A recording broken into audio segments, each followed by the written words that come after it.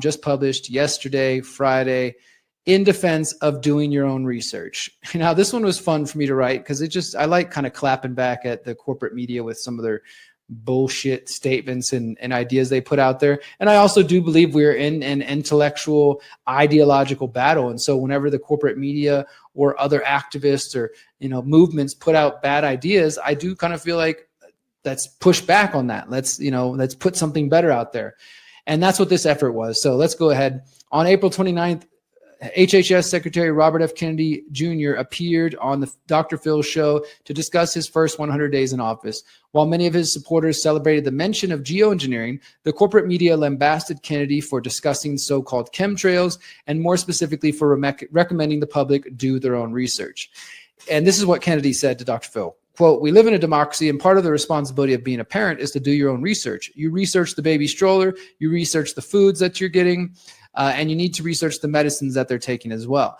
Immediately following this, the corporate media starts freaking out and like, oh my God, Robert Kennedy's telling people to do their own research. The Washington Post wrote, "RFK shows the fallacy of doing your own research." The New York Times said, "Kennedy advises new parents to do your own research on vaccines." MSNBC says, "The problem with RFK Jr.'s do your own research line on vaccines." And Newsweek published a piece titled, "Why RFK Jr.'s do your own research advice is bad for your health." And I took a few paragraphs here to dissect each of these. I'm not going to focus on those right now because there's a few main points I want to mention.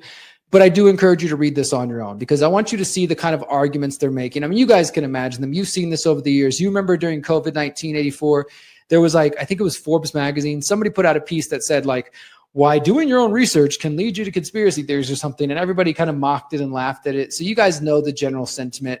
And they say the same thing here. I'll give you a couple examples. The Washington Post immediately tries to link doing your own research. It's become a quote catchphrase, mostly for the woo-woo set of America, the Elvis is alive crowd, the Fox Mulders, QAnon. So right away, they want to associate you with X-Files, conspiracy theory show, which I loved, QAnon, which is total psyop and crap, and then Elvis is alive. I'm surprised they didn't mention flat Earth because they, usually want to pick the most extreme things and then sort of laugh and point at them like, oh, these people think this. So right off the bat, they do that. Then they get to the point where they're basically this lady says, doing your own research is an insidious phrase, which sounds objectively neutral, but it's actually based on a shared understanding that the official story is suspect. Well, no shit. People don't trust the institutions anymore. And I've argued for a while now, and some of you heard me say this, that I think that was done by design. The systems are being corrupted and broken. They want there to be a lack of trust so they can remake the systems. Go back to Bilderberg 2017, and one of their topics that they released publicly was the post-truth world. They knew this is where we were headed towards with AI, deep fakes, fake news, disinformation, misinformation. I mean it like the real stuff, not the truth that they call us misinformation. And so we're in a point now where people don't trust institutions. And so the old institutions like corporate media and, the medical establishment are clinging to the old ways, and people are looking for something new, which is a good thing. But at the same time, people just don't know what to believe anymore. And of course, there was the usual appeals to authority and saying we need to trust peer-reviewed journals. And as I mentioned here, well, the peer-reviewed studies, they have a major problem with being reproduced. It's known as the replication or reproducibility crisis. It's been around for 20 years. It's been studied, written about all over the place. And Washington Post, New York Times, MSNBC, they don't mention any of it. They just, read peer-reviewed studies and trust the experts. And of course, trusting the experts is the same shit we've heard forever. And people are sick of it, as I said, because they don't trust these institutions, because they were wrong about masks, injections, lockdowns, etc. And so, of course, people are sick of this. And we've also been told fluoride's safe, vaccine damage isn't real, GMOs are going to save the world, and we know that those are false. So we get to a point where people don't trust anything. And I think the message is clear. Trust the authorities, don't do your own research. But we're sick of that. So now people are coming to a point of ready to do their own research. And this is a good thing. But there are indeed problems with doing your own research. So let's go ahead and talk about this. This is the fun part. Hopefully this will trigger a few of you and lead you to doing better research or just having some reflection, because that's what it's intended to do. Confronting your biases. The only solid piece of advice shared by MSNBC was that finding answers in the scientific and medical fields is about, quote, demonstrating humility about what we can know and identifying credible sources.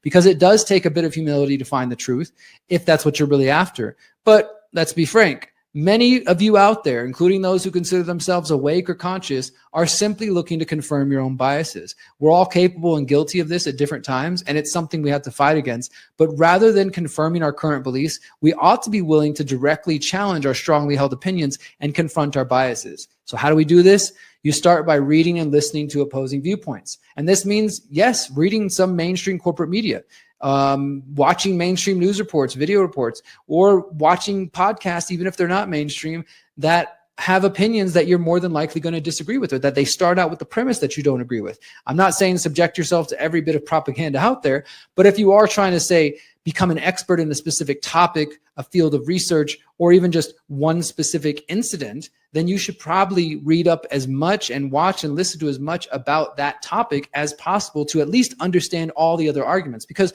at the end of the day, the more better you understand somebody else's argument, then you better understand your own. At least that's how I've always felt. And sometimes you might realize, okay, you know what? They're kind of right in this one area, but they're not right about all this other stuff. But now I understand this thing a little bit better. And I also understand how to better defend my own arguments because I understand what they believe. It's important. And yes, this takes time. It takes time to gain a reasonable understanding of a topic, but if you aim to do research, this is what it really takes. Now, on the other hand, this doesn't mean that, like the corporate media is saying, that you can't watch internet videos, read blogs, listen to podcasts hosted by non-medical professionals, because they try to diminish and demean people who say like, oh, what'd you go watch YouTube or you learn something on YouTube, like talking shit. But the truth is that we know that these sensitive topics aren't going to be found on the front page of CNN or the front page of PubMed. So while the corporate media tries to belittle people for using YouTube or different sources, the truth is that you can find quality resources anywhere, my friends. I mean, for example, the Pyramid of Power, I read, scientific and academic papers. I listen to podcasts. I watch documentaries. I read books. And then I find myself on random blogs, something.blogspot.com, or, just like some website looks like it was made in the 90s, but it might still have some good information. If you turn yourself off because you don't like the specific source, you're going to miss out on things. This is where you're going to have a blind spot. And we've all got blind spots, but we have to be willing to acknowledge them and then confront our biases with data which conflicts with those beliefs so we can better understand the topic. You might end up, as I said, feeling stronger about your arguments. And at the same time, I mean, like I was saying, I've looked through all kinds of different topics, all kinds of different areas, because you still can find nuggets of truth and data, even in the most obscure places. But if you're just like, oh my God, that's some random blog or that's a YouTube channel, I'm not going to look at that. Well, enjoy your ignorance then. At least enjoy not really understanding the topic you claim to want to know about. And then, of course, I've heard, well, Derrick, we don't all have full-time journalism jobs. I've got kids. I've got this. And I'm using a voice here, but I empathize. I get it. Like, I get you don't all have time to do research. And this is why you need to, this is why journalism was supposed to exist in the first place, so that journalists and researchers can actually bring data to the people and inform them while they're working their day jobs and taking care of their families. But of course, we all know that not all scientific research in journalism is equal. There's crap out there. There's falsehoods in the mainstream and the independent media and in the independent scientific communities and medical communities, as well as the mainstream ones. So if you don't have time to do all the research, you got to at least consider a handful of sources, right? Like look at a few mainstream, look at a few alternative viewpoints, try to get a handle on as much as you can, and consider the areas of disagreement specifically. Like, okay, well, the mainstream's telling me this, but then my favorite YouTuber's telling me this, and there's somebody else over here who's saying this. What are those main areas of disagreement? Focus on that. Try to suss out the conflicting narratives, and then be willing to change your mind if you do find something that's outside of your comfort zone. The final thing here that I put is the AI research question. This one's interesting because I'll say it right here. I've used AI a very minimal of times. I've talked shit and went back and forth with Grok. I'll give you an example. Like I tried to, when I was working on the Pyramid of Power, I would upload a PDF of a really old book I found and ask Grok to summarize it. Give me bullet points. Don't paraphrase it. Use exact quotes and don't use any other sources, just this PDF. And it would still make up things. It would literally still make up quotes. It would tell me, oh, no, it's on page 29, top right column, second paragraph. And I'd be like, dude, I'm literally looking at this thing. And it said, oh, maybe there's a formatting issue with the way that the version you have. It could be on this page. Keep checking. I promise it's there. And then after I spend way too much time trying to verify this quote because it was a good quote, it eventually says, oops, my bad. You're right. I got that wrong. I must have mixed up something, blah, blah, whatever. It can literally just get shit wrong.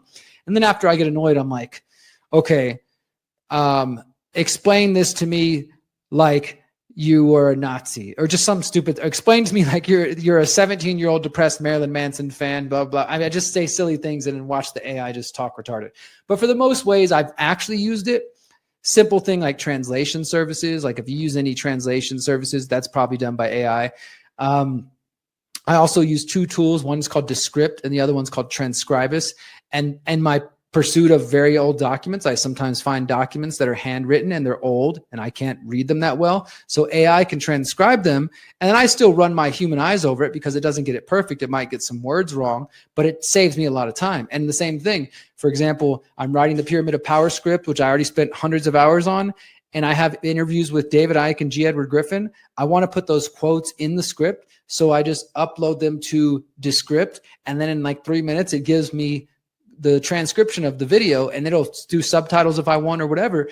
And then I just copy and paste that. So it's little things. It's just, for me, it's like, it's kind of logistical things. It's basic, but I've seen other people out there I've met who honestly are doing some really interesting things. Like, not that I will do these, but it's just interesting. Like a gentleman, Miriam and I met a while back in Costa Rica, who told us that he was actually using AI to help him see his blind spots. Like he fed this AI chatbot, I can't remember which one he was using, like his whole bio, his education, his interest, his next 5-year game plan, life plan, so many different things about himself, and then told him, now tell me where my blind spots are. And he's like fed it so much information that this thing is really able to help him. Like this guy is trying to use it for like a spiritual personal development tool. I know some of you would be like, oh, technology that feels so anti-spiritual or whatever. That may be true, but I mean, I think there's an argument to say that humans, we're divine, we're creating things. That doesn't mean we're God, but we created it, etc. Anyways, I thought that was really interesting, but I don't do any of those things. My use of AI is very, very minimal. I don't use AI to write my articles. I don't use AI to research my things. I've used it, like I said, to kind of summarize some documents, and even then it can be wrong. It can suck. So what I have noticed is that more and more people, especially on Twitter, are using Grok, which is their AI chatbot. And let's say I post something, somebody will just come below and say, @Grok, is this true? And then the freaking AI pops in and gives them an answer. And some people are like, oh, okay, well, Grok said it's true, so it must be true. Or Grok says it's fake, so it must be fake. And that's just, I mean, that's where they're at. That's scary to me that we're already at that point that some people are literally just already relying on the AI, just in the same way many people already rely on Google Maps or GPS and they don't even know how to get around their own neighborhood. So for this final part of this article, I was writing about this, the AI research question. And this is going to be different for each person. I'm not saying you're a bad person if you're using AI for research. I'm just saying I'm trying to stay human, and I think it's a tool. It could be useful, but I'm not going to depend on it. So what I posted was, asking Grok is not research. Sure, AI can be an assistant in research, but if that's where your research ends, you're falling for the trap. And I do feel strongly that it is a trap to fall into the habit of simply asking AI for the answer and assuming it's automatically correct. Like I said, it's fabricated quotes out of thin air. And when I post this, of course, somebody said, Grok, is this true? And then Grok gives a response. And even Grok admitted, oh, yes, I'm just a tool. Don't rely on me completely dependently. The point is that if we aim to do our own research, we should use all available tools, including AI if you're so inclined. And at the same time, just as many of us are skeptical of the official proclamations from government and corporate science, we should also be critical of statements from AI. It is 100% possible to do your own research, and it's advisable. Whether or not you have a medical or science degree, but it does take time, it takes patience, and it takes a certain level of education. We shouldn't blindly trust our favorite influencers or content creators. You shouldn't blindly trust me any more than you would blindly trust the institutions which have proven themselves untrustworthy over and over again. And if you want to hear more about this coming week on Thursday, the 15th, I think, 11th, 12th, 13th, 14th, 15th, yeah, 15th, we're going to be having an Independent Media Alliance panel with myself, Patrick Wood, James Corbett, Whitney Webb, Ryan Christian, and several others discussing AI and how we all do or do not use AI. I think it's going to be an interesting topic because we all have our own kind of answers on that. But stay tuned. That's going to be coming up. That's going to be the next panel from the Independent Media Alliance. Since 2012, the Conscious Resistance Network has been an independent media organization focused on empowering individuals through education, philosophy, health, and community organizing. We work to create a world where corporate and state power do not rule over the lives of free human beings. Our motto is leading by example and helping others in their pursuit of freedom. Visit theconsciousresistance.com to find our articles, documentaries, interviews, podcasts, books, and more. Remember, you are powerful, you are beautiful, and you are free.